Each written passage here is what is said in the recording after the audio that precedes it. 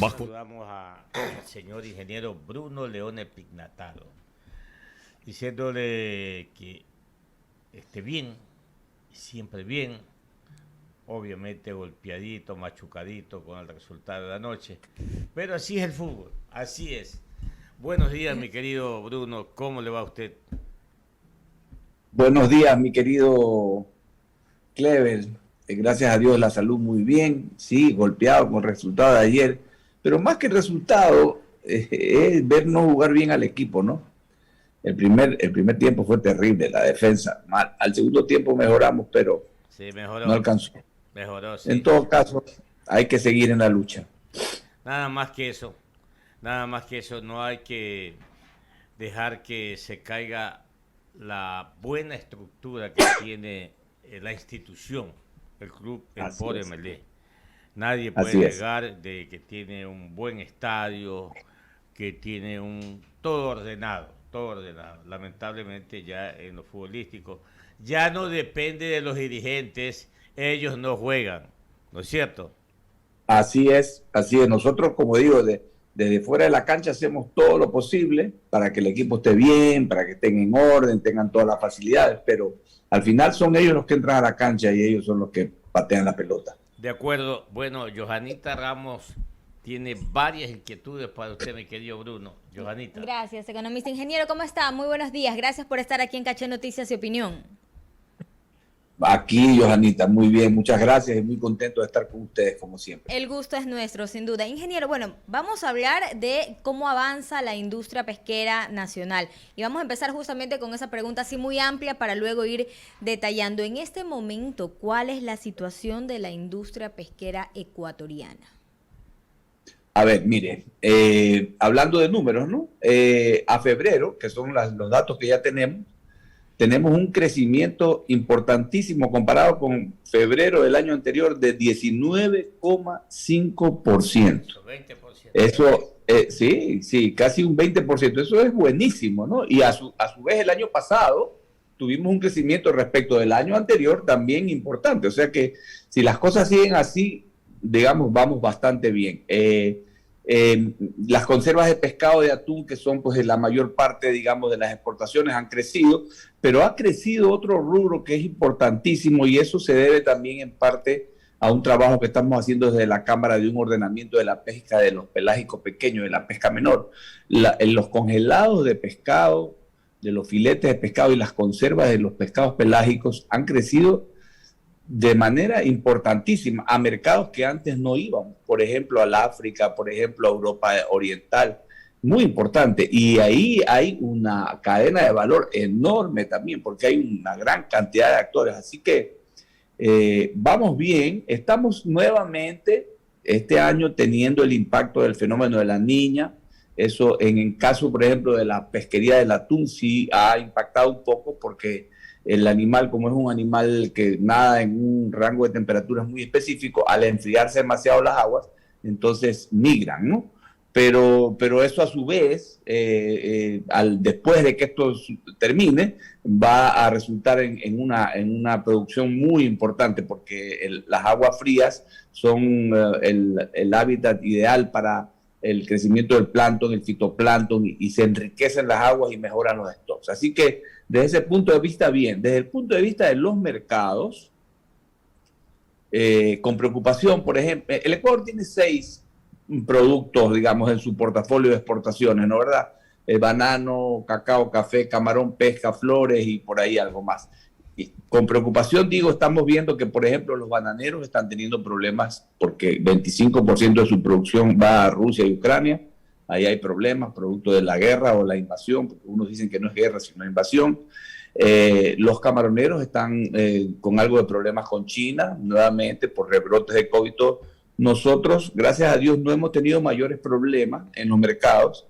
Esta semana están hoy en Manta, desde el día lunes, trabajando la Comisión de Auditoría de la DGMAR, haciendo la revisión de todo lo que el Ecuador ha hecho desde octubre del 2019, cuando nos sacaron la tarjeta amarilla, que no pudieron venir en el año 2020 por la pandemia y todo. Bueno, esta semana están aquí Ayer traté de hablar con el viceministro para obtener alguna información adicional, me dijo que estaban trabajando, no me dio mayores detalles, y lo cual lo entiendo, pero pensamos...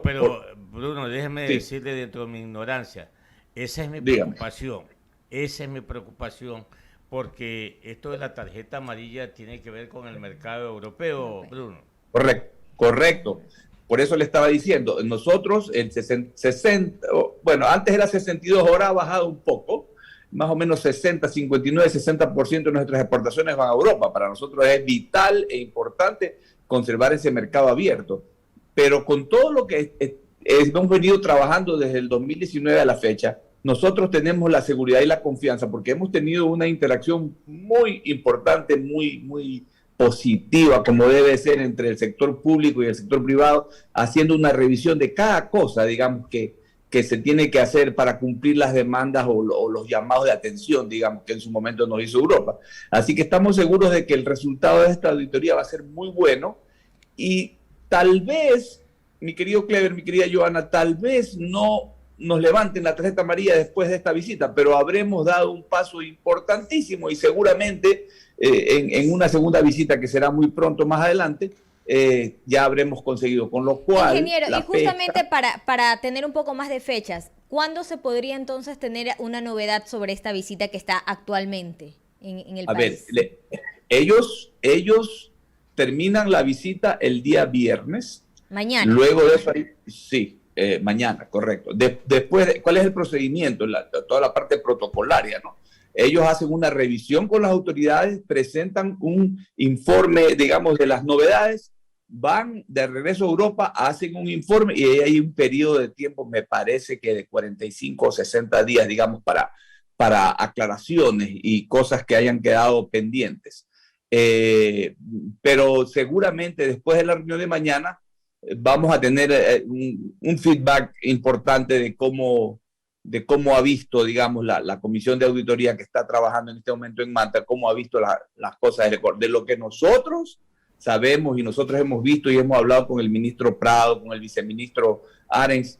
Hemos estado bastante bien preparados para poder entregar, inclusive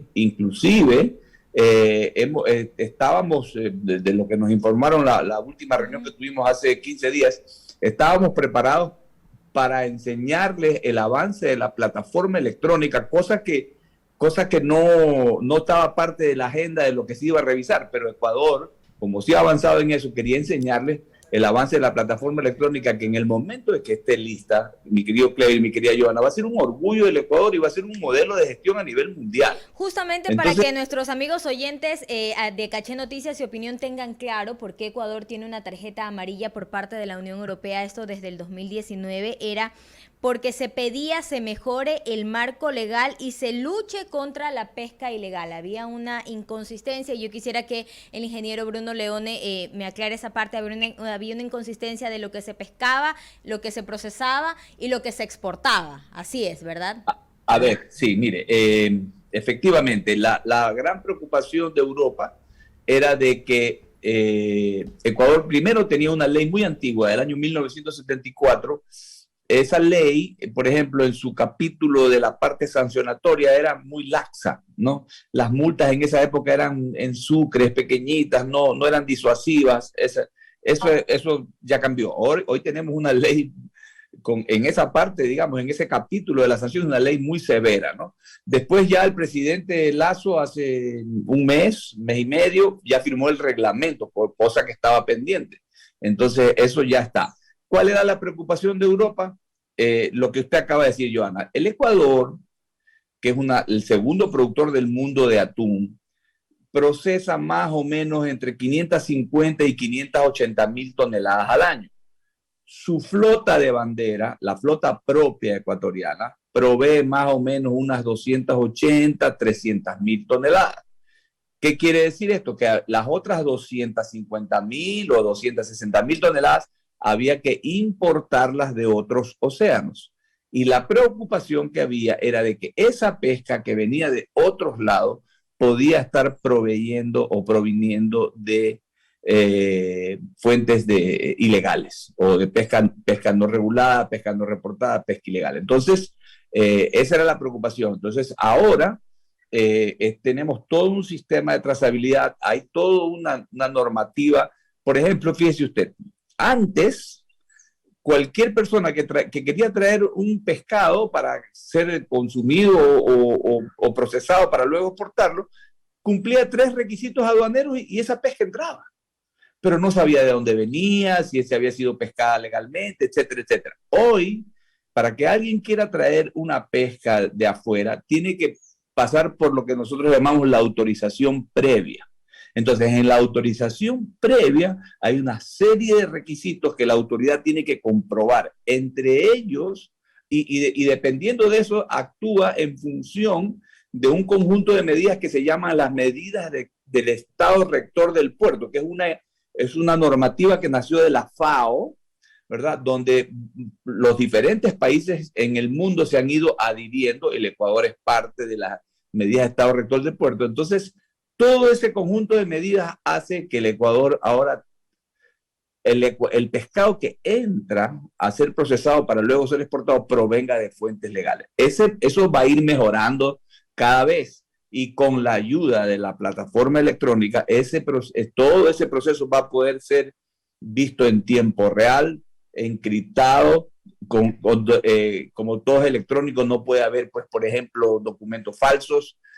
Cualquiera lo puede ver, o sea que eventualmente la autoridad, por ejemplo, en Europa lo puede chequear si tiene el código de acceso respectivo. Entonces, eso va a darle una tranquilidad al mundo y obviamente al inversionista ecuatoriano, porque en algún momento esa pesca que entraba, Clever, Johanna, se podía convertir en una especie de competencia desleal para el pescador ecuatoriano y para el productor ecuatoriano. Entonces, eso se está, digamos, yo diría que se ha casi terminado y se está manejando bastante bien, y por eso yo tengo la seguridad de que el resultado de la auditoría que estamos teniendo justo esta semana va a salir bastante bien.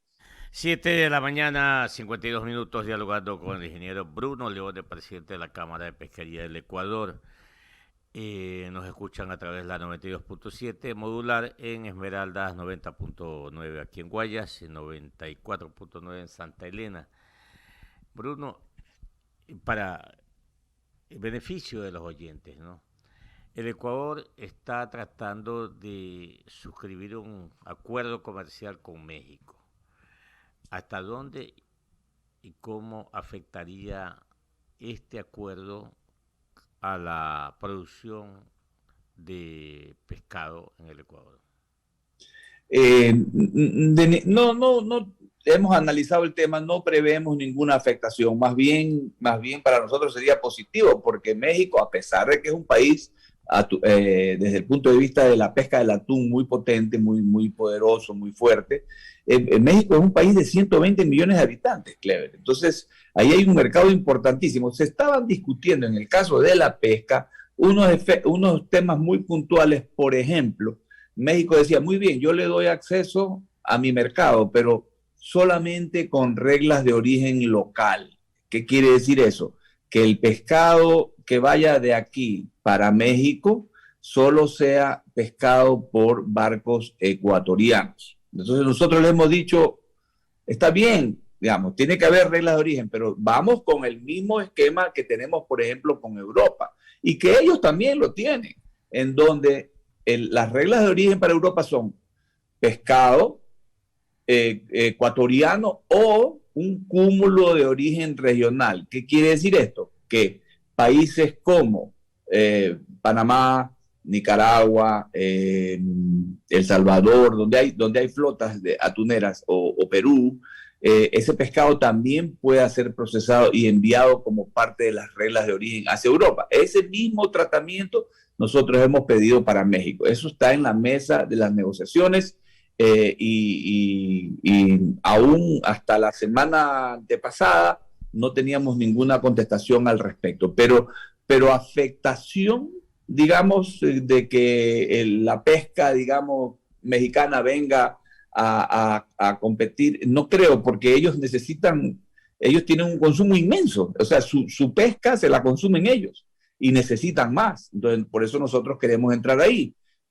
Pero hay estos detalles de la negociación que seguramente se van a afinar, porque nosotros, ¿qué le hemos dicho? Primero, estas son reglas internacionales que ya se cumplen, digamos, entre otro bloque comercial. Después, por ejemplo, en normativas de control, de pesca sobre delfines y pesca de plantados, todo, nosotros hemos dicho, rijámonos por la normativa que hoy ya existe en la Comisión Interamericana del Atún Tropical, que es la que controla nuestra pesca, donde México también es parte.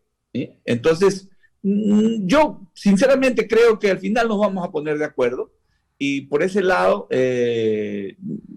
digamos, el acuerdo de Ecuador con México no se va a parar por la pesca. Hay otros temas en la línea blanca, en la producción de electrodomésticos, zapatos. 7:55. Ahora otra preguntita en ese mismo orden, Bruno. El doctor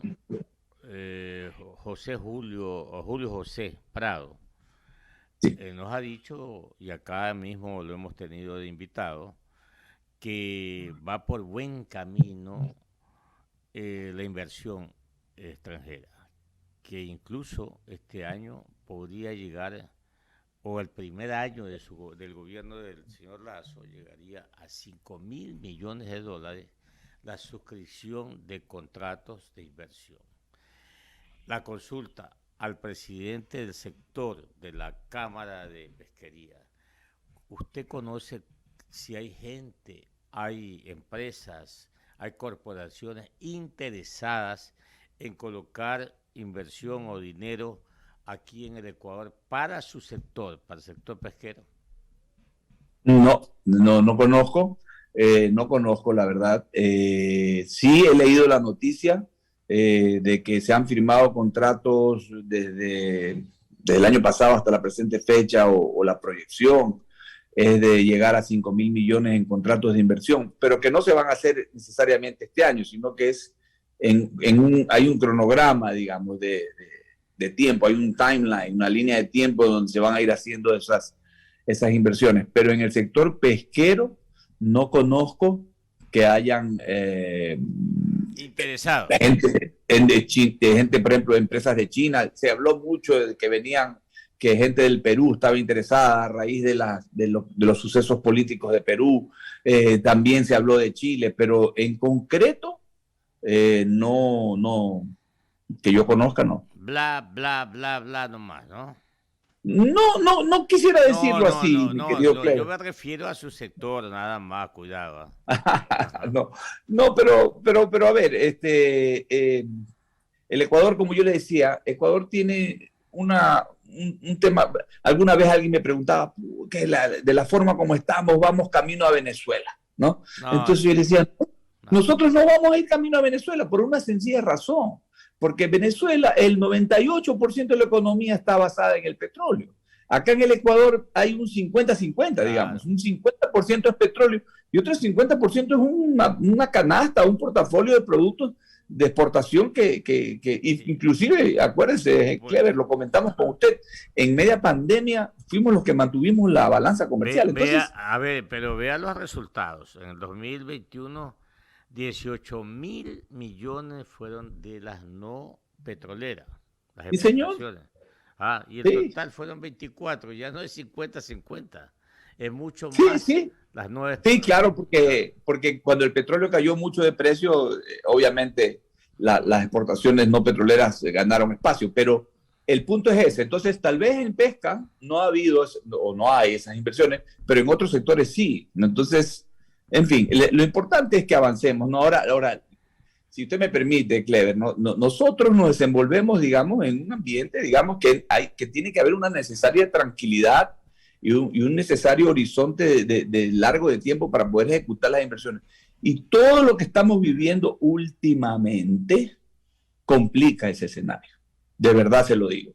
Entonces, cuando yo veo una postura del presidente de la Corte de Justicia y el presidente de la Consejo de la Judicatura pidiéndole una opinión a la Corte Constitucional de cómo es el ámbito de la aplicación del habeas corpus, la verdad es que me da hasta risa de esa gente.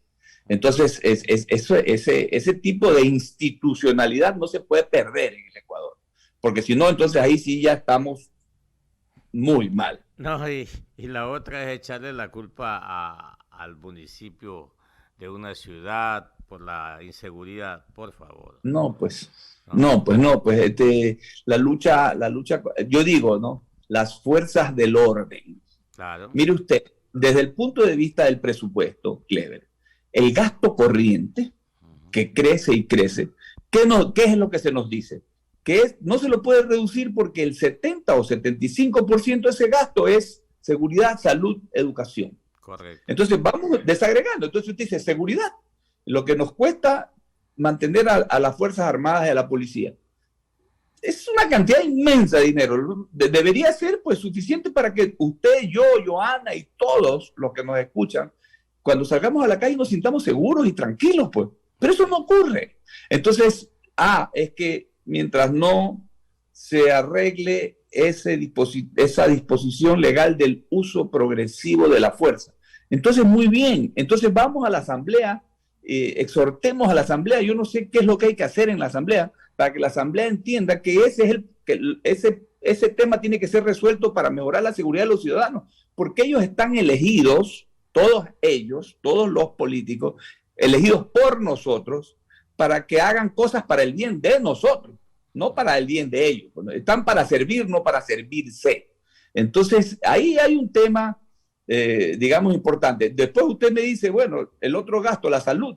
Chica, ya estamos viendo. Hoy día estaba viendo la caricatura de Bonilla en el Universo. O sea, no hay medicinas, el Hospital del Niño ha disminuido las cirugías porque no hay implementos. En Solca, donde yo soy director, el IES, tuvimos que decirle no podemos seguir atendiendo a los afiliados del IES porque le deben a Solca, Ecuador, más de $100 millones.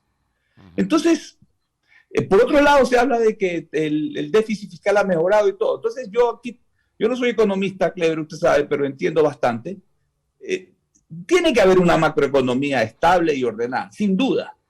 Pero esa macroeconomía estable y ordenada tiene que estar al servicio de la microeconomía, claro, que es donde está la gente que vive, que sufre, que es feliz, que es triste, etcétera, etcétera. Si esa economía no le da servicio a la microeconomía, entonces el objetivo está mal planteado.